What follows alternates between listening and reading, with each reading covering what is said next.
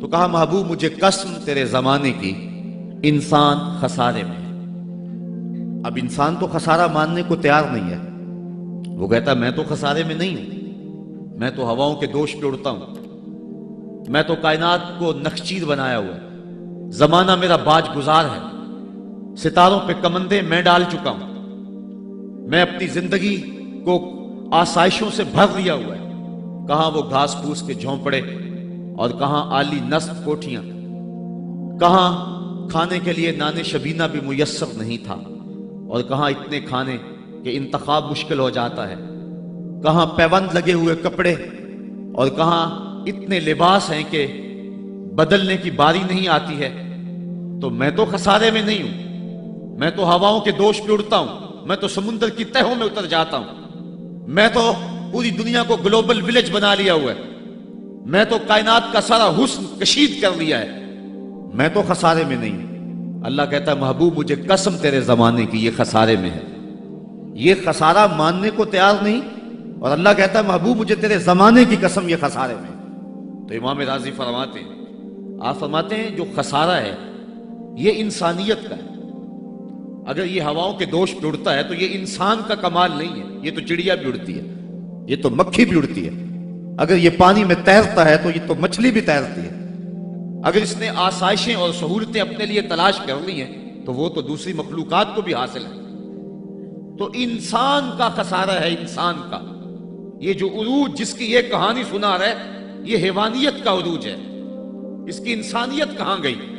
ہواؤں کے دوش پہ تو اڑتا ہے لیکن من کی دنیا سے تو ناآشنا ہے، یہ ستاروں پہ کمندے تو ڈال رہا ہے، ہمسائے کی تو خبر نہیں سے کو، یہ دنیا کے اوپر بڑا باخبر شخص ہے لیکن اسے جو ہے وہ اپنے من کی خبر بھی نہیں ہے۔ ہمارا نرم رو قاصد پیام زندگی لایا، خبر دیتی تھی جن کو بجلیاں وہ بے خبر نکلے، یہ تو من سے ناآشنا ہے، کہاں گئی اس کی انسانیت؟ یہ ہواؤں میں اڑتا ہے، اگر چاند کی چھاتی پہ قدم رکھ چکا ہے وہاں سے خاک لا کے دکھاتا پھرتا ہے کہ یہ میں نے جو چاند سے خاک جو ہے وہ اکٹھی کی تھی اور یہ دیکھو میں تمہارے سامنے رکھ رہا ہوں۔ تو زمین پہ پہلے تھوڑا بوجھ تھا کہ اور خاک لے آیا، انسانیت کو اس کا کیا فائدہ ہوا؟ یہ انسانیت کا عروج نہیں ہے، انسان تو خسارے میں ہے، انسانیت تو ڈوب رہی ہے۔ گھر کی آگ بجھی تو کچھ سامان بچا تھا جلنے سے، سو وہ بھی ان کے ہاتھ لگا جو آگ بجھانے آئے تھے۔ اس کی انسانیت کہاں گئی؟ یہ بھائی ہو کے بھائی کا گلا نہیں کاٹ رہا، کہاں گئی اس کی انسانیت؟ کہا محبوب مجھے قسم ہے تیرے زمانے کی یہ خسارے میں ہے، اور قسم محبوب کے زمانے کی اس لیے فرمائی کہ محبوب کے زمانے میں انسان عروج پہ تھا، انسان نقطہ کمال پہ تھا۔ اس دور کا انسان دیکھنا ہو تو ابو بکر و عمر کو دیکھو۔ تو کہا محبوب مجھے قسم تیرے زمانے کی یہ انسان خسارے میں، اگرچہ یہ ہواؤں کے دوش پہ اڑتا ہے لیکن اس کی انسانیت لٹ چکی ہے، اور اگر اس نے انسان دیکھنا ہے تو محبوب آئے تیرے دور میں۔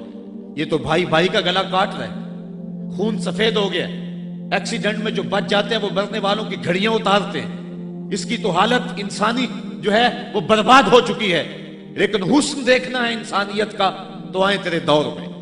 جب ایک شخص زخموں سے چور تڑپ رہا ہے اور کہتا ہے العطش، ہائے مجھے پیاس لگی ہے، ایک بندہ کہیں سے پانی کا پیالہ لیے اس کی پیاس بجھانے کے لیے آگے بڑھتا ہے اور اس کو پانی دیتا ہے، اور وہ بھی ہونٹوں تک لے آتا ہے کہ دوسری طرف سے آواز آتی ہے العطش، تو یہ پیالہ اسی وقت پیچھے کر دیتا ہے اور کہتا ہے میرے بھائی کو شاید زیادہ پیاس لگی ہے، پہلے اسے دے دو مجھے بعد میں دینا۔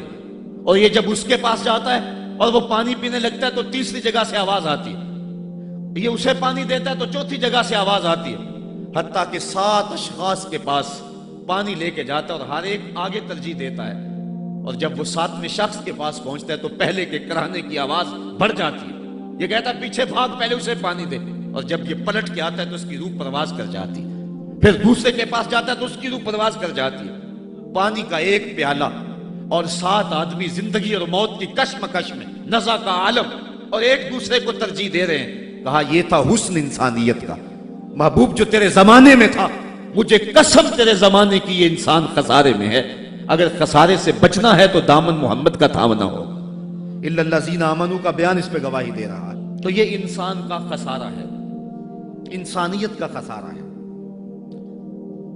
شیخ زادہ نے بیضاوی کے حاشیے میں ایک اور خسارے کا پہلو بیان کیا حضرت علی المرتضیٰ رضی اللہ تعالی عنہ سے۔ آپ فرماتے ہیں خسارہ یہ ہے، یہ انسان کی جو سانسیں ہیں، ہم لمحہ لمحہ سمجھتے ہیں کہ ہم بڑے ہو رہے ہیں لیکن ہم موت کے قریب ہو رہے ہیں۔ یہ سانسیں موت کی طرف بڑھنے والے قدم ہیں۔ تو یہ ہے انسان کا خسارہ جو اپنی سانسوں کے ذریعے کر رہا ہے۔ امام راضی لکھتے ہیں کہ ایک شخص پھٹے پہ رکھ کے برف بیچ رہا تھا، اور ایک بزرگ کہتے ہیں کہ مجھے ان الانسان لفی خسر کا ترجمہ سمجھ میں نہیں آتا۔ جب اللہ کرم نوازی فرمانے لگے تو پھر ہدایت کے سامان اس کے لیے بنتے چلے جاتے ہیں، اور جب کسی کی بہتری کا اللہ ارادہ نہ کرے تو اسے قرآن سے بھی ہدایت نہیں ملتی ہے۔ تو وہ کہتے ہیں میں گیا بازار میں، سمرقند کا بازار تھا، وہاں ایک آدمی پھٹے پہ رکھ کے برف بیچ رہا تھا، اور آواز کیا لگا رہا تھا، توجہ چاہوں گا، کہہ رہا تھا ارحموا من یذوب راس مالہ، اور میرے پہ رحم کرو، مجھ سے برف لے لو، اگر تم نے برف خریدنے میں دیر کر دی تو میں کمائی کیا کرنی ہے، جو میں نے پیسے لگائے ہیں وہ بھی میرے لٹ جائیں گے، میرا راس المال بھی برباد ہو جائے گا، کیونکہ برف ایسا سودا ہے کہ اگر گاہک وقت پہ نہ پہنچے تو نقصان ہو جاتا ہے۔ کوئی اور چیز ہے آج نہیں بکی تو کل بیچ لیں گے، کل نہیں تو پرسوں بیچ لیں گے، لیکن برف کا اگر گاہک وقت پہ نہ آیا تو کمائی کیا کرنی ہے، راس المال بھی لٹ جائے گا۔ تو وہ جانے والوں کو کہہ رہا تھا ارحموا من یذوب راس مالہ، اور میرے پہ رحم کرو، مجھ سے برف لے لو، اگر تم نے دیر کر دی تو میرا اثاثہ بھی لٹ جائے گا، میرا راس المال بھی برباد ہو جائے گا۔ تو وہ بزرگ فرماتے ہیں جب اس نے یہ بات کہی تو مجھے ان الانسان لفی خسر کا ترجمہ سمجھ میں آ گیا۔ میں نے کہا کہ ہم بھی اپنے سانسوں کی برف کو پگھلا رہے ہیں، اور قطرہ قطرہ جس طرح برف پگھلتی ہے، سانس سانس کر کے زندگی پگھل رہی ہے۔ اگر جلدی جلدی ان سانسوں کے بدلے میں نیکیاں لے لیتے ہیں تو یہ زندگی بچ جائے گی، ورنہ یہ زندگی برف کی طرح پگھل رہی ہے۔ ان الانسان لفی خسر، انسان خسارے کا سودا کر رہا ہے، لمحہ لمحہ موت کے قریب ہو رہا ہے۔ یہ سمجھ رہا ہے میں بڑا ہو رہا ہوں لیکن یہ چھوٹا ہو رہا ہے۔ جب گنتی الٹی شروع ہو جائے تو کام جلدی زیرو پر آ جاتا ہے، کسی کی 60 سے، کسی کی 70 سے، کسی کی 100 سے گنتی الٹی شروع ہے، اور لمحہ لمحہ ہم موت کی طرف بڑھ رہے ہیں۔ یہ انسانیت کا خسارہ ہے۔ ایک مفسر ہوا طبع طبعی ہے، تو ویسے ڈاما ڈول لیکن بات بڑی پتے کی لکھ گیا۔ وہ کہتا ہے خسارے کا ایک اور پہلو بھی ہے، اور اس پہ میں آپ کی تھوڑی سی توجہ بھی چاہوں گا۔ وہ کہتا ہے خسارہ یہ ہے کہ اللہ نے ایک شے کو ایک حسن دیا ہے تو دوسرے حسن سے اسے محروم رکھا ہے، تو وہ شے کہتی ہے کہ میں خسارے میں۔ اس کی مثال وہ کہتا ہے یہ پھول ہیں، ان میں خوشبو ہے لیکن روشنی نہیں ہے، اندھیرے میں آپ ان سے چراغاں نہیں کر سکتے، تو پھول کہیں گے ہم خسارے میں، ہمارے میں خوشبو تو ہے لیکن روشنی نہیں۔ چاند میں روشنی ہے لیکن اس میں خوشبو نہیں ہے، تو چاند کہتا ہے میں خسارے میں، کہ میرے میں روشنی تو بڑی ہے، میرے دم سے کائنات میں اجالے تو پھیل جاتے لیکن خوشبو نہیں ہے، میں خسارے میں۔ ایک بچہ کہتا ہے میرے میں بچپنے کی معصومیت تو ہے لیکن جوانی کا بانکپن نہیں ہے، لہٰذا میں خسارے میں۔ ایک جوان کہتا ہے میرے میں جوانی کا حسن تو ہے لیکن بڑھاپے کا تجربہ نہیں ہے، لہٰذا میں خسارے میں۔ اور ایک بوڑھا کہتا ہے کہ میرے میں بڑھاپے کا تجربہ تو ہے لیکن اب بچپنے کی وہ معصومیت کا، وہ کاغذ کی کشتی، وہ بارش کا پانی۔ اور اقبال کہتا ہے، آپ کے شہر اقبال میں آیا ہوں، وہ کہتا ہے کہ جنبش زنجیر در سے لطف آتا تھا مجھے، وہ کنڈی بھی ہلتی تھی تو اس سے بھی لطف آ جاتا تھا، آج تو نغمے بھی نہیں نہ بہلاتے، لیکن اس بچپن میں کنڈی کے ہلنے سے بھی لطف آ جاتا تھا تو غم بھول جایا کرتے تھے۔ وہ کیا کسی نے کہا تھا کہ اپنے جل جانے کا بھی احساس نہیں تھا، جلتے ہوئے شعلوں کو چھیڑا کرتے تھے، اب تو ایک آنسو بھی رسوا کر جاتا ہے، بچپن میں جی بھر کے رویا کرتے تھے، اب تو وہ رونے کا حسن بھی نہیں نہ رہا۔ تو کہا کہ میرے پاس بڑھاپے کا تجربہ تو ہے لیکن بچپنے کی معصومیت نہیں ہے، لہٰذا میں خسارے میں ہوں۔ ایک شب زندہ دار کہتا ہے کہ میرے پاس سحری کے آنسو تو ہیں لیکن علم کا بانکپن نہیں ہے، اور ایک عالم کہتا ہے کہ میرے پاس علم کے کمال تو ہیں لیکن تہجد کے سجدے نہیں ہیں، لہٰذا میں خسارے میں ہوں۔ بلبل کہتی ہے میرے لہجے میں تو حسن ہے لیکن میرے بازوؤں میں طاقت نہیں ہے، لہٰذا میں خسارے میں ہوں۔ شیر کہتا میرے بازوؤں میں تو طاقت ہے لیکن میرے پر نہیں ہے کہ میں اڑ سکوں، لہٰذا میں خسارے میں ہوں۔ کوئل کہتی ہے میرے لہجے میں تو جادو ہے لیکن رنگ میرا کالا ہے، لہٰذا میں خسارے میں ہوں۔ مور کہتا ہے میرے پروں میں تو حسن ہے لیکن میرے پاؤں بدصورت ہیں، لہٰذا میں خسارے میں ہوں۔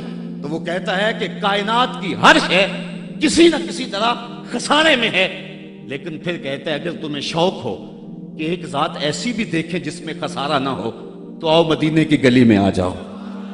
حسن کی ساری شوخیاں، جمال کے سارے کریمے اور حسن کا سارا بھاک پن اگر ایک ذات میں دیکھنے کا شوق آ جائے، حسن یوسف دم عیسیٰ ید بیضا داری، ہما دارند آنچے خوباں تو تنہا داری۔ کائنات حسن جب پھیلی تو لا محدود تھی اور جب سمٹی تو تیرا نام بن کے رہ گیا۔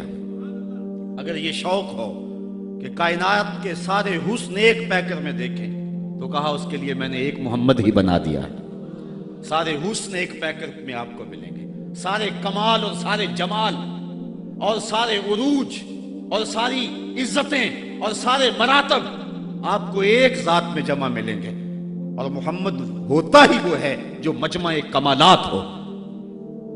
تو کہا کہ یہ ہے ایک خسارے کا پہلو، اور کائنات میں ایک ہی شخص ہے جو خسارے سے بچا ہوا ہے۔ اب جو اس ذات سے وابستہ ہوگا وہ بھی خسارے سے بچ جائے گا۔ الا الذین آمنوا، جس کے ہاتھ میں یہ دامن ہو وہ خسارے سے بچ جائے گا، ورنہ خسارے سے کوئی بچ نہیں سکتا۔ نہ دولت بچا سکتی ہے، نہ اقتدار کی بچھی ہوئی مسندیں خسارے سے بچا سکتی ہیں، نہ کوئی اور انسان کو دنیاوی کمال خسارے سے بچا سکتا ہے۔ اگر خسارے سے بچنا ہے تو ہاتھوں میں دامن مصطفیٰ لینا ہوگا۔ وہ کبھی آپ نے دیکھا ہوگا، اب تو وہ دور بدل گیا ہے، وہ چکی ہوتی تھی جس میں وہ گندم پیستے ہیں، مختلف چیزیں، تو اس کے دو پتھر ہوتے ہیں، ایک نیچے والا ساکن، اوپر والا متحرک، تو درمیان میں اس کے ایک کلی ہوتی ہے جس کے ارد گرد اس کو گھماتے ہیں، تو وہ جو دانے ہیں وہ درمیان خالی جگہ میں ڈالتے ہیں، اس کو گالا کہتے ہیں، اس میں ڈالتے ہیں اور پھر اس چکی کو گھماتے ہیں، تو جو دانے اس مرکز سے، اس کلی سے ہٹ جاتے ہیں وہ پس جاتے ہیں، اور جو اس کلی سے لگ کے رہتے ہیں وہ بچ جاتے ہیں۔ کہا محبوب مجھے قسم تیرے زمانے کی، انسان خسارے میں ہے، الا الذین آمنوا، بچے گا وہ جو تیرے دامن سے لپٹ جائے گا۔ اور یہ میں مفہوم ایمان کا جو آپ کے سامنے دامن مصطفیٰ سے تمسک اختیار کرنا، یہ میری جذباتیت کا کمال نہیں، حقیقت ہی ہے۔ علامہ سعد الدین تفتازانی علیہ رحمہ شرح قائد میں لکھتے ہیں کہ ایمان ہے کیا؟ آپ فرماتے ہیں الایمان ہی التصدیق بما جاء بہ النبی صلی اللہ علیہ وسلم، حضور کے علاوہ ایمان ہو ہی نہیں سکتا ہے، یہ ممکن ہی نہیں ہے۔ اور یہ بات بھی ذہن میں بٹھا لیں کہ حضور سے ذہنی تعلق کا نام ایمان نہیں ہے، حضور سے قلبی تعلق کا نام ایمان ہے، اور یہ میرے مسلک کی پہچان ہے۔ صرف ذہنی تعلق کا نام ایمان نہیں ہے، قلبی تعلق کا نام ایمان ہے۔ اس کو مزید سہل کروں تو حضور کو نبی جاننے کا نام ایمان نہیں ہے، نبی ماننے کا نام ایمان ہے۔ ورنہ کتنے لوگ تھے جانتے تھے لیکن ایمان نہ لائے۔ الذین آتیناہم الکتاب یعرفونہ کما یعرفون ابناءہم، جن کو ہم نے کتاب دی وہ ایسے جانتے تھے جس طرح بیٹوں کو جانا کرتے، لیکن اس کے باوجود ایمان نصیب نہیں ہوا۔ ایمان جاننے کا نام نہیں ہے، ایمان ماننے کا نام ہے۔ پھول کو بلبل جانتی نہیں، مانتی ہے۔ اگر مانتی نہ ہوتی تو پھول کے گرد رقص بسمل کے تماشے نہ کرتی۔ شمع کو جانتے سارے ہیں لیکن مانتا صرف پروانہ ہے۔ تو ایمان جاننے کا نام نہیں ہے، ایمان ماننے کا نام ہے۔ اور جہاں تک جاننا بمعنی ادراک ہے تو وہ تو آج تک میرے رسول کو کوئی جان ہی نہ سکا۔ سب سے زیادہ قربت تو حضرت سیدنا صدیق اکبر رضی اللہ تعالیٰ عنہ کو حاصل تھی، ان کو بھی کہہ دیا یا ابا بکر لم یعرفنی حقیقتاً غیر ربی، سفر و حضر میں میرے ساتھ رہے ہو، سن لو میری حقیقت کو میرے رب کے علاوہ کوئی بھی نہیں جانتا ہے۔ بلکہ ایک مقام پہ فرمایا لی مع اللہ وقت لا یسعنی فیہ نبی مرسل ولا ملک مقرب، میرا اور میرے رب کا معاملہ ایسا ہے کہ درمیان میں نہ کوئی نبی آ سکتا ہے نہ کوئی رسول اور پیغمبر آ سکتا ہے۔ اور نہ کوئی فرشتہ مقرب درمیان میں آ سکتا ہے۔ تو جہاں تک تعلق ہے حضور کو جاننے کا بمعنی ادراک، تو آج تک حضور کو اللہ کے علاوہ کوئی جان ہی نہیں سکا ہے۔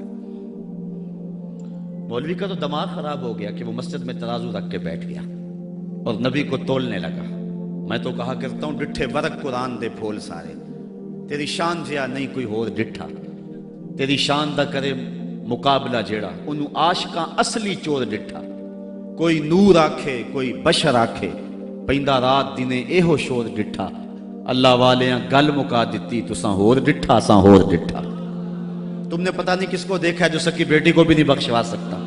لاہور قصر نور میں ایک شخص، آپ بھی سارے جانتے ہیں، میرا نام لینے کا مزاج نہیں ہے، ٹیلی ویژن پہ بھی وہ چیختا ہے، تو وہ کہنے لگا کہ نبی تو سکی بیٹی کو بھی نہیں بخشوا سکتا۔ تو میں نے بعد میں اٹھ کے کہا، میں نے کہا لوگوں آج تو لوگ اسے ووٹ نہیں دیتے جو تھانے سے نہ چھڑا سکے، سنبھلتا نہیں جن سے اپنا دوپٹہ، سنبھالیں گے کیا وہ کلیجہ کسی کا۔ جو تھانے سے نہ چھڑا سکے لوگ اسے ووٹ نہیں دیتے، اور جو اپنی بیٹی کو بھی نہ بخشوا سکے پھر کلمہ پڑھنے کا فائدہ کیا؟ جو افراد خانہ کی بگڑی بھی نہیں بنا سکتا، جو سکی بیٹی کو بھی نہیں بخشوا سکتا۔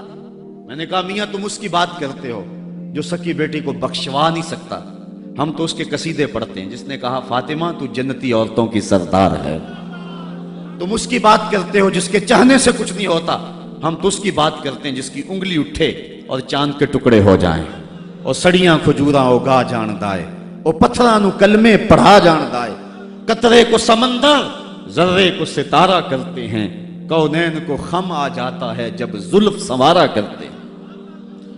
ہم تو اس نبی کو ماننے اور جاننے والے ہیں۔ می وریا کستوریاں دا جدو یار نچوڑیاں زلفاں، می وریا کستوریاں دا جدو یار نچوڑیاں زلفاں، تے قبلہ دے بنیا سائم جدے یار نے موڑیاں زلفاں۔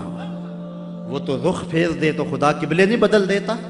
لوگ کہتے ہیں چاہنے سے کچھ نہیں ہوتا، میں کہتا ہوں ساری دنیا ہی مصطفیٰ کی چاہت پہ ہے۔ قبیلہ بنو سلیم کی مسجد ہے، 4 رکعتی نماز ہے، 2 رکعت پڑھی جا چکی ہیں، 2 رکعت ابھی باقی ہے۔ خاطر آتر میں بات آئی کہیں قبلہ بدل جائے تو کیا خوب ہے۔ تو فوراً جبریل آگے کہا محبوب پھر دیر کاہے کی ہے، ابھی رخ پھیر لو۔ اب جن لوگوں نے مسجد قبلتین دیکھی ہے کہ پہلا قبلہ بالکل شمال میں اور موجودہ قبلہ بالکل جنوب میں، اور صحابہ تو ذہنی طور پہ اس کے لیے تیار ہی نہیں ہے، تو بتا دیا جاتا کہ اگلی نماز ہم ادھر پڑھیں گے۔ یہ نماز کا وقت بدلنا ہو نا تو 1 دن پہلے بتانا پڑتا ہے، کل سے نماز ظہر 2:15 بجے پڑھیں گے۔ اگر اسی دن ایسا کر لیں تو لوگ کہیں گے کہ یہ امام تو سلیقہ ہی نہیں رکھتا ہے، ہم تو آئیں 2 بجے کے حساب سے اور اب 2:15 تک بیٹھے رہیں۔ تو نماز کا وقت بدلنا ہو تو 1 دن پہلے بتانا ہوتا ہے، اور یہاں تو قبلہ بدلنا تھا، ایک نماز ہی پہلے بتا دیا جاتا، لیکن کہا محبوب ابھی رخ پھیر لو۔ یا اللہ تیری نماز تو پوری ہو لے، کہا میری نماز بعد میں پوری ہوگی، پہلے تیری مرضی پوری ہوگی، پہلے تیری مرضی پوری ہوگی۔ می وریا کستوریاں دا یہ تو یار نچوڑیاں زلفاں، قبلہ عہدے بنیا سائم جدے یار نے موڑیاں زلفاں۔ وہ تو رخ بدل دے خدا قبلے بدل دیتا، ہم اس نبی کی بات کرتے۔ تو بات کر رہا تھا کہ ایمان جاننے کا نام نہیں ہے، ایمان ماننے کا نام ہے۔ ہی التصدیق بما جاء بہ النبی صلی اللہ علیہ وآلہ وسلم۔ ایمان کے بعد اب یہ بات بھی ذہن نشین کریں کہ اس دنیا پہ سب سے بڑی دولت مجھے اور آپ کو جو عطا کی گئی ہے وہ دولت ایمان ہے، سب سے بڑی دولت۔ اگر ایمان نہیں سب کچھ مل گیا، کچھ بھی نہیں ہے، اور اگر کوئی چیز پاس نہیں ہے لیکن ایمان کی دولت موجود ہے تو یہ سب سے بڑا حسن اور سب سے بڑی بہار۔ اقبال کہتا ہے کہ اقبال یہ کس کے عشق کا فیض عام ہے، رومی فنا ہوا حبشی کو دوام ہے۔ یہ وہ دولت تھی جس کے دم سے اجالے ہوئے دنیا پر سب سے بڑی دولت جو حضرت انسان کو دی گئی ہے وہ دولت ایمان ہے، اور قیامت کے دن سب سے بڑی دولت جو حضرت انسان کو دی جائے گی وہ دیدار الہی ہوگا۔ تو یہ سب سے بڑی دولت، اور یہ محض اللہ کی کرم نوازی سے نصیب ہوتی ہے۔ انسان کی زندگی کے اچھے اعمال بعض اوقات ایمان کے نصیب ہونے کا سبب بن جاتے ہیں، یہ کبھی کبھی ایسا ہوتا ہے، لیکن ہوتی محض توفیق خدا بندی ہے۔ اس کی مثال جس طرح المجاشی فرزدق شاعر کا دادا حضور کی خدمت میں حاضر ہوتا ہے اور آقا کریم کی خدمت میں حاضر ہو کر کے اسلام کی دولت سے مالا مال ہوتا ہے اور پھر عرض کرتا ہے حضور میں نے اپنے زمانہ جاہلیت میں 360 بچیوں کو زندہ درگور ہونے سے بچایا، تو کیا مجھے اس نیک عمل کا جو زمانہ جاہلیت میں نے کیا اس کا کوئی صلہ ملے گا؟ چونکہ شاعر تھے اور شاید بڑا گداز اور نرم دل ہوتا ہے، وہ تو شاخ سے ٹوٹتے ہوئے پھول کو بھی برداشت نہیں کر سکتا۔ وہ کیا کہا تھا اقبال نے، دل نہیں شاعر کا ہے کیفیتوں کی رست خیز، کیا خبر تم کو درون سینہ کیا رکھتا ہوں میں، سچ اگر پوچھے تو افلا سے تخیل ہے وفا، دل میں ہر لہجہ نیا محشر بپا رکھتا ہوں میں، در غم دیگر بسوزو دیگر آرا ہم بسوز، گفت بد روشن حدیث گر توانی دار ہوش، کہہ گئے ہیں شاعری جزویست از پیغمبری، ہاں سنا دے پڑھ کے ان کو پیغام سروش۔ امیر منائی نے غالباً کہا تھا کہ خنجر چلے ہم پہ، خنجر چلے کسی پہ ہم، اور تڑپے جو ہم امیر تو درد سارے جہاں کے ہمارے جگر میں۔ اور اقبال نے آنکھ سے تشبیہ دی شاعر کو ایک جگہ پہ، مبتلا درد ہو کوئی عزم روتی ہے آنکھ، کس قدر ہم درد سارے جسم کی ہوتی ہے آنکھ۔ تو جب کوئی ظالم باپ اپنی بیٹی کو زندہ درگور کرنے لگتا تو یہ کہتا کہ میں تڑپ اٹھتا، گابن اٹھنیاں دے کر کے اس بچی کی جان چھڑا لیتا۔ اس طرح میں نے 360 بچیوں کی جان چھڑائی، کیا زمانہ کفر میں کیے گئے میرے اس نیک عمل کی مجھے کوئی جزا ملے گی؟ تو حضور نے مسکرا کے فرمایا کہ تجھے اس کی جزا مل تو گئی ہے کہ اللہ نے تجھے ایمان عطا فرما دیا۔ تو کبھی ایسا ہوتا ہے، لیکن اگر ایمان نہیں ہے تو اعمال کی جزا نہیں ہے۔ اسی لیے الا الذین آمنوا وعملوا الصالحات، اعمال کی جزا بصورت ایمان اگر مل جائے تو مل جائے، اور اگر ایمان نہیں ہے تو پھر آخرت میں لا خلا کوئی حصہ نہیں ہے۔ الا الذین آمنوا وعملوا الصالحات، انسان خسارے میں ہے۔ خسارے سے بچے گا وہ جس کے دامن میں 4 چیزیں ہیں، ایک ایمان، اور دوسرا اعمال صالحہ۔ ایمان کی زینت ہے، ہمارے احناف کے نزدیک اعمال نفس ایمان میں داخل تو نہیں ہے کیونکہ وہ مجرد تصدیق قلبی کا نام ہے، لیکن ایمان کا حسن جو ہے وہ اعمال ہے۔ آج ہمارا حال یہی ہے کہ دعوی ایمان ہمارے پاس موجود ہے لیکن مسلمانوں والے اعمال ہمارے پاس نہیں ہیں۔ تیرے صوفے ہیں فرنگی، تیرے کالی ہیں ایرانی، خون کے آنسو رلاتی ہے جوانوں کی تن آسانی، ہر کوئی مست مئے ذوق تن آسانی ہے، تم مسلمان ہو یہ انداز مسلمانی ہے، حیدری فقر ہے نئے دولت عثمانی ہے، تم کو اسلاف سے کیا نسبت روحانی ہے، وہ معزز تھے زمانے میں مسلمان ہو کر اور تم خار ہوئے ہو تارک قرآن ہو کر۔ آج ہم صرف دعوے کی حد تک ہیں۔ شکوے میں اقبال جب چیخ چیخ کے کہتا ہے کہ تیرے کعبے کو جبینوں سے بسایا ہم نے، نو انسانی کو غلامی سے چھڑایا ہم نے، صفائے داہر سے باطل کو مٹایا ہم نے، تیرے قرآن کو سینوں سے لگایا ہم نے، پھر بھی گلا ہے ہم سے کہ وفادار نہیں، ہم وفادار نہیں تو بھی تو دلدار نہیں۔ تو جب اس کا جواب آتا ہے تو سنیے، لہجہ تھوڑا سا بدلا، کہ میرے کعبے کو جبینوں سے بسایا کس نے، نو انسانی کو غلامی سے چھڑایا کس نے، صفائے دہر سے باطل کو مٹایا کس نے، میرے قرآن کو سینوں سے لگایا کس نے، تھے تو آباب تمہارے ہی مگر تم کیا ہو، ہاتھ پہ ہاتھ درے منتظر فردا ہو۔ ذرا کبھی اپنے اندر جھانک کر کے دیکھا کہ ہم ہیں کہاں اور کس جگہ پہ کھڑے ہوئے ہیں۔ آج ہم مسلمان ہونے کی بات کرتے ہیں لیکن کبھی دیکھیں کہ ہمارے عمل کی پوزیشن اور حالت کیا ہے، آج ہم کس جگہ پہ کھڑے ہوئے ہیں۔ لالو لکشمن پرشاد نے ایک کتاب لکھی عرب کا چاند، اور یہ ایک ہندو رائٹر ہے، اور اس میں اس نے حضور کی سیرت اتنے خوبصورت اور دل فریب پیرائے میں بیان کی کہ گویا سطروں کے اندر چراغ ہی رکھ دیے ہیں۔ تو کسی نے سوامی لکشمن پرشاد سے پوچھا کہ تو نے مسلمانوں کے نبی پر اتنی خوبصورت سیرت کی کتاب لکھی ہے، تو حضور کا غلام کیوں نہیں بن جاتا؟ تو جو اس نے جواب دیا، اگر ہم اس پہ تھوڑا سا تفکر کریں تو وہ ہماری آنکھیں کھول دینے کے لیے کافی ہے، لیکن اگر ہم اس پہ غور نہ کریں تو وہ ایک گاڑی ہمارے روڈ پہ چلتی ہے، اس کے پیچھے لکھا ہوا ہے عقل نہ ہو تو موجہ ہی موجہ۔ بات یہ ہے، بات سوچنے والوں کے لیے ہوتی ہے۔ تو سوامی نے جواب دیا تھا کہ جب میں نے حضور کی سیرت لکھنے کے لیے امہات کتب سیر کو پڑھا تو یہ جذبہ میرے سینے میں بھی گڑائیاں لینے لگا کہ میں اس نبی کا غلام کیوں نہیں بن جاتا، لیکن جب میں مسلمانوں کے کردار کو دیکھتا ہوں تو میں کہتا ہوں میں ہندو ہی ٹھیک ہوں۔ ہمارا کردار لوگوں کے ایمان کے راستے میں رکاوٹ بنا، اور ایک زمانہ تھا کہ ہماری میتیں بھی ایمان دیا کرتی تھی۔ امام محمد کا جب جنازہ اٹھا تو پورا بصرہ امڑ آیا. یہودی عیسائی کہنے لگے مسلمانوں کا امام جا رہا ہے اور اس کا آخری دیدار ہے، چلو تم بھی آخری دیدار میں شامل ہو جاؤ، جنازے میں شامل ہو جاؤ. لوگ ذوق و شوق کی فراوانی میں آگے بڑھ بڑھ کے جنازے کی چارپائی کو کندھا دے رہے تھے. تو اگر کسی عیسائی اور کسی یہودی کا جی چاہا کہ میں بھی مسلمانوں کے امام کے جنازے کی چارپائی کو کندھا دوں، تو ہمیں تاریخ بتاتی ہے پھر جس کا کندھا امام محمد کے جنازے کی چارپائی کو چھوا اس کے لبوں پہ کلمہ جاری ہو گیا. ہمارے بزرگوں کی تو لاشیں بھی کلمہ دیا کرتی تھیں، اور آج ہماری زندہ لاشیں لوگوں کے ایمان کے راستے کے اندر رکاوٹ بنی ہوئی.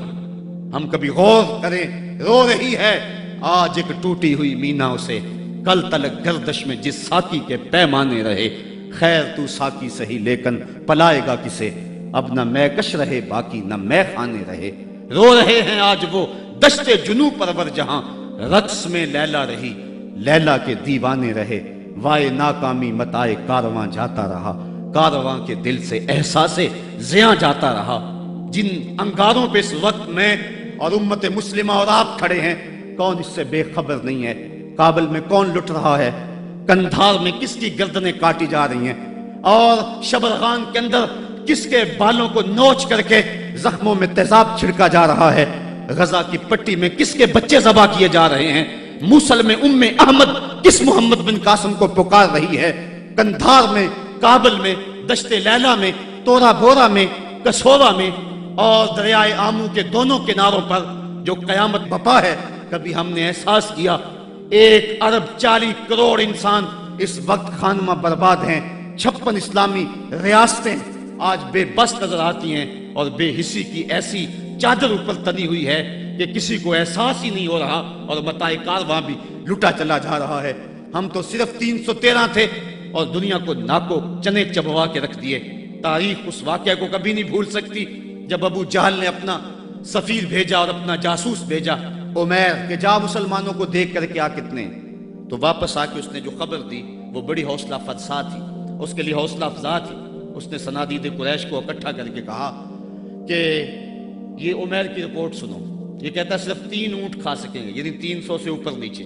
ان کے پاس اسلحے بھی پورے نہیں ہیں. تو میری مشاورت یہ ہے، صبح لڑائی کی نوبت نہیں آئے گی، رسیاں کٹھی کرو، صبح انہیں پکڑیں گے، اونٹوں کی پشتوں پہ جکڑیں گے اور جا کے حرم کعبہ کی دیواروں کے ساتھ باندھ دیں گے.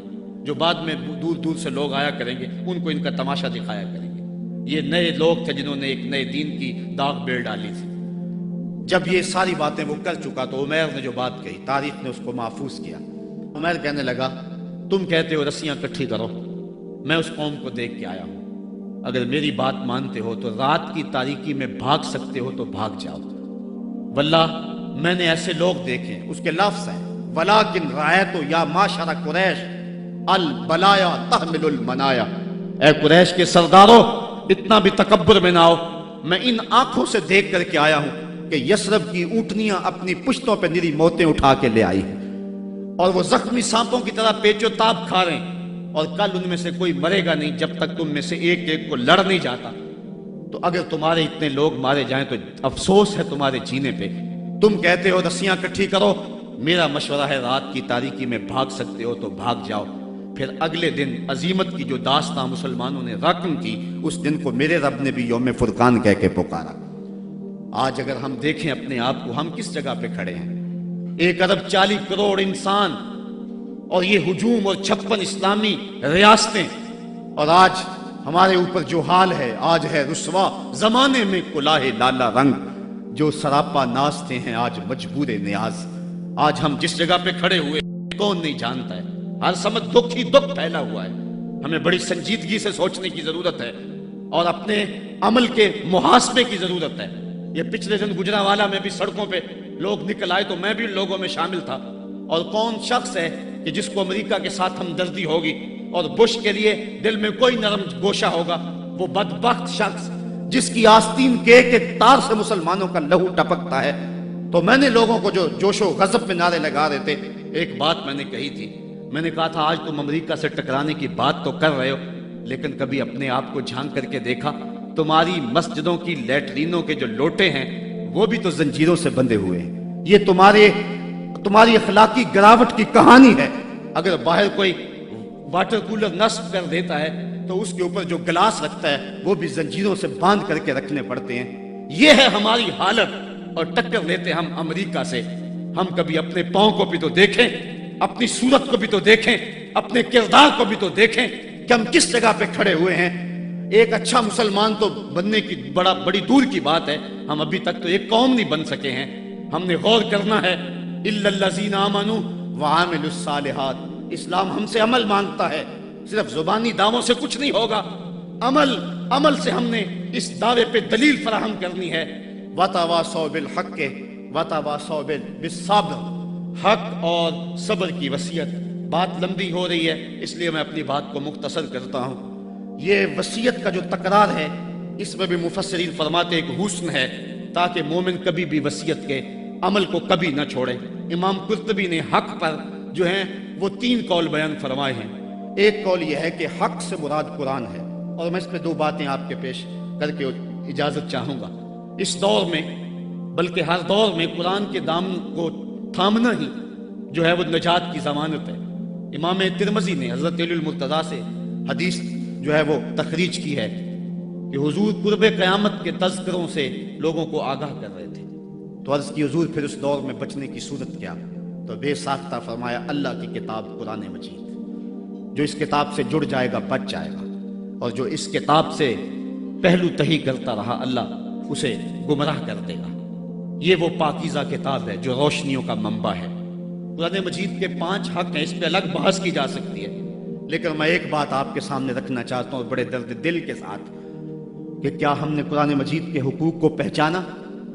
آج ہم قرآن مجید کے ساتھ جو اس کتاب ہدایت کا تقاضا تھا کیا ہم نے پورا کیا؟ یہ بات درست ہے کہ گھر میں قرآن ہوگا تو برکتیں اتریں گی، اس بات کا بھی کوئی انکار نہیں کرتا۔ مکان بنایا، فیکٹری بنائی ہے، دکان بنائی ہے، تو بچوں کو بلا کے قرآن مجید کی تلاوت کروا لیں، برکت ہوگی۔ میں اس کا انکار بھی نہیں کرتا کہ مرنے والے کی روح کو اصال ثواب کریں گے تو اس کی قبر میں نور اترے گا۔ یہ بات بھی درست ہے کہ قرآن کے نور کے مقابلے میں کوئی ناری مخلوق نہیں ٹھہر سکتی، اس کے الفاظ کا دم کریں تو شفا نصیب ہوگی۔ لیکن مجھے بتاؤ، کیا قرآن مجید کے نزول کا مقصد یہ تھا؟ آپ کے شہر اقبال میں ہو، اور اقبال سے پوچھ لیتے ہیں، بڑی خوبصورت بات کر گیا۔ بندے صوفی و ملا اسیری، حیات از حکمت قرآن گیری، بآیاتش ترا کار جزی نیست، کیا یاسین او آساں بمیری۔ وہ کہتا ہے تو جاہل، صوفی اور کاہل ملا کے ایسے پھندے میں پھنسا کہ تو نے قرآن سے زندگی تلاش نہیں کی۔ قرآن کی آیتوں سے تجھے صرف اتنا ہی کام رہ گیا کہ جب تیرے بوڑھے کی روح اٹک گئی تو سورہ یاسین لے کے بیٹھ گیا تاکہ اس کی روح آسانی سے نکلے۔ اقبال کہتے ہیں اس میں کوئی شک نہیں ہے کہ اس کی روح آسانی سے نکل جائے گی، لیکن مجھے تو افسوس تیرے پہ یہ ہے کہ تو نے قرآن سے بھی مرنا ہی سیکھا۔ جس قرآن سے تو نے مرنا سیکھا، کاش اس قرآن سے تو نے جینا بھی سیکھ لیا ہوتا۔ اس کا ایک ایک حرف زندگی بخش ہے، اس کا ایک ایک لفظ نور بانٹتا ہے، حیات آفری ہیں اس کی آیتیں، اور یہ کتاب برکت ہی نہیں، کتاب ہدایت بھی ہے، یہ کتاب رحمت لوگوں کو زندگیاں دیتی ہے، حیات بخش ہے یہ کتاب۔ اس سے وابستگی اختیار کرنے والا زندگی کا حسن پا جاتا ہے۔ لیکن تو نے اس قرآن سے بھی مرنا ہی سیکھا، اور تو نے اس کو بس اسی مقصد کے لیے قرآن کو پڑھا۔ کاش اس قرآن سے تو نے جینا بھی سیکھ لیا ہوتا اور زندگی کا حسن اس سے کشید کر لیا ہوتا۔ وتواصوا بالحق، حق سے مراد جو ہے وہ قرآن ہے۔ وتواصوا بالصبر، اور صبر سے مراد ایک تو دکھوں پہ صبر ہے، شدائد پہ صبر ہے، اور امام قرطبی اور امام رازی اور دیگر ائمہ تفسیر لکھتے ہیں اس سے مراد عبادت پر تسلسل یہ بھی مراد ہے، صبر سے مراد استقامت علی الدین بھی مراد ہے، اور صبر سے مراد جو ہے وہ مشکل حالات میں دین کے دامن کو تھامے رکھنا یہ بھی مراد ہے۔ آج میری اور آپ کی حالت یہ ہے کہ آج ایک فیشن کے طور پہ یہ بات کہی جاتی ہے جی دین پہ چلنا بڑا مشکل ہے۔ میں پوچھتا ہوں دین پہ آج چلنا مشکل ہے یا جب بلال حبشی چلے تھے تو اس وقت چلنا مشکل تھا؟ آج تو ہم مسجد میں آئے تو قالین بچھے ہوئے تھے، گرم پانی دستیاب تھا، ہیٹر چل رہے تھے، اور ہم کہتے دین پہ چلنا بڑا مشکل ہے۔ ذرا ان سے پوچھو جن کی چمڑی بھی ادھیڑ کے رکھ دی گئی، جن کے جسموں کو لوہے کی ٹنگیوں سے چھید دیا گیا، لیکن انہوں نے نہیں کہا تھا کہ دین پہ چلنا مشکل ہے۔ حضرت بلال حبشی کو जो है वो संग्रेजों पे खींचा जाता है और वो कंकर उनके जिस्म में खप जाते हैं और खींच करके फिर निकाला जाता है। कभी तपते हुए कोयलों पे उनको रखा जाता है। उमैया बिन खलफ चंगाड़ता है, बिलाल रुक जाओ, चमड़ा उधेड़ देंगे। लेकिन बिलाल मुस्कुरा के कहता है, तू तुर शुरू हो के गाली हजार दे, ये वो नशा ही नहीं जिससे तुरशी उतार दे। और बदनामी से बढ़ता है मोहब्बत का जुनू, नशा उतना ही तेज होता है जितनी हवा लगती है। तू जो करना है कर। बल्कि बिलाल हबशी को तपती हुई रेत पे लटाया और सीने पे रखा पत्थर, और बिलाल मुस्कुरा रहे। और कोई शख्स पास से गुजरा, कहा बिलाल मुस्कुरा रहे हो और ये तुम्हारे ऊपर इतना जुल्म और जबर कर रहे हैं। तो बिलाल हबशी ने जो जवाब दिया, कहा तुम बाजार में जाते हो ना मट्टी का बर्तन खरीदने, तो उसको भी ठोंक बजा के देखते हो कि इसकी आवाज तो ठीक है, कहीं कच्चा तो नहीं है। कहा तुम तो बर्तन भी खरीदते हो तो ठोंक बजा के देखते हो, मेरा रब बिलाल की खरीदारी कर रहा है, वो ठोंक बजा के देख रहा है कि कहीं बिलाल कच्चा तो नहीं है। मैं कहता हूं मालिक खरीद ले बिलाल को, खरीद ले बिलाल को, ये कच्चा नहीं है, तेरी राह में जान भी मारनी पड़ी तो कुर्बान कर देगा। आज शोर हमने डाला हुआ है, बड़ा मुश्किल है दीन के ऊपर चलना। जरा उसकी कहानी भी पढ़ो, जरा उसकी जिंदगी भी देखो कि जिसकी दोनों टांगों को दोनों ऊंटों के साथ बांध दिया गया और कहा फिर जा अपने नजरिए से, वरना अभी जब ऊंटों को हांकेंगे तेरा जिस्म चिर जाएगा और दो हिस्सों में तकसीम हो जाएगा। उसने कहा कर लो जो करना है। और जब ऊंटों को हांका लगाया गया, हमें तारीख बताती है कि जब उसका जिस्म चिरने लगा और सुरख सुरख कतरे गिरने लगे, तो हमें हमारी अक्ल तो यही कहती है कि उसने चीखों से आसमान को सर पे उठा लिया होगा। लेकिन हमें तारीख ने बताया जब तक जुबान बोलती रही उसके लबों पे यही था, फुज़्तु बिरब्बिल काबा, फुज़्तु बिरब्बिल काबा, काबे के रब की कसम में जिंदगी की बाजी जीत गया। आज शोर हम कर रहे हैं, यार हमसे तो वो औरत अच्छी, अभी दो दूर की बात नहीं है। इकबाल ने नज्म किया, वो ईरान की ताहरा नामी औरत, जिसको एक कुएं के किनारे खड़ा किया, उसके सामने अजदहा डाले उस कुएं के अंदर और बिच्छू डाले उस कुएं के अंदर। कहा फिर जा अपने नजरिए से, वरना इसमें फेंक देंगे तुझे। उसने कहा मुझे एक रात की मोहलत दे दो। कहा जा दी। रात गुजर गई, फिर वहां ले जाया गया, कुएं के किनारे खड़ा किया गया। वो कुआं जिसमें उसके सामने बड़े बड़े सांप और अजदहा डाले थे। कहा फिर जा अपने नजरिए से, वरना तुझे धक्का दे देंगे और ये सांप तेरी बोटियां नोच लेंगे। उसने कहा फेंक दो। कहा तूने रात सोचा नहीं है? कहा मैंने सोचने के लिए रात तो नहीं मांगी थी, मैंने तो रब की इबादत के लिए मांगी थी, मैंने तो इस्तकामत तलब करने के लिए मांगी थी, रब से यार्ज करने के लिए रात मांगी थी। मालिक औरत जात हूं और मेरे सामने इतने सांप और इतने बिच्छू फेंक के गए, और जब मैं डाली गई ना उस कुएं में तो वो मेरी बोटियां तोड़ेंगे, मुझे डंग मारेंगे। कहीं ऐसा ना हो कि मेरी चीखों की आवाज गैर महरम सुने और फिर वो तमस्खर उड़ाएं उस पे, और मोहम्मद अरबी की उम्मत की एक बांदी पर वो तमस्खर उड़ाएं और कहे उड़ाएं। मेरे मालिक मुझे सब्र दे दे, मुझे हौसला दे दे। और मैंने रब से ये हौसला मांग लिया है, अब फेंक दो, तुम मेरी चीख नहीं सुनोगे। हम में से तो वो औरत अच्छी थी, और आज हम जो है वो कहते हैं बड़ा चलना मुश्किल है दीन पे। उनकी चमड़ियां भी उधेड़ दी गई। हजरत खबाब बिन अर्द के साथ क्या ना हुआ, हजरत सुमैया के साथ क्या ना हुआ, हजरत जुनैरा के साथ क्या ना हुआ। पढ़े तारीख, अजीमतों पे मुश्तमिल तुम्हारी तारीख है, और आज हम किस जगह पे खड़े हैं। और आज हम दीन के लिए थोड़ी सी तकलीफ भी बर्दाश्त नहीं करते, बल्कि हमारी बेगैरती का हाल तो यह है कि बैरूने मुल्क जाने के लिए लोग अपने आप को मिर्ज़ई नहीं लिख रहे। मिर्ज़ई खत्म नबूवत का बागी है, मिर्ज़ई गुस्ताख रसूल है।